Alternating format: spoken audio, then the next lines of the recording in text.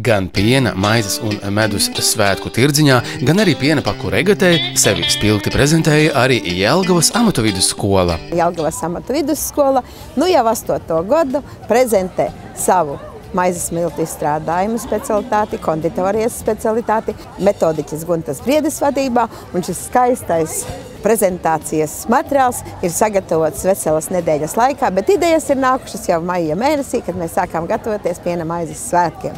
Un tagad par specialitātēm. Skola ir nokomplektēta, atvērta jaunām idejām, jauniem audzēkņiem. Protams, specialitātes piedāvātas tiek sākot no maizes miltu izstrādājuma speciālista, beidzot ar metāla apstrādes specialitātēm. Un mīļi gaidīti Jelgavas amatu vidusskolā vēl joprojām, jo specialitātes ir atvērtas, nokomplektēti mēs esam, bet, protams, mācīties gribētāji īpaši ar vidējo izglītību tiek gaidīti Jelgavas amatu vidusskolā.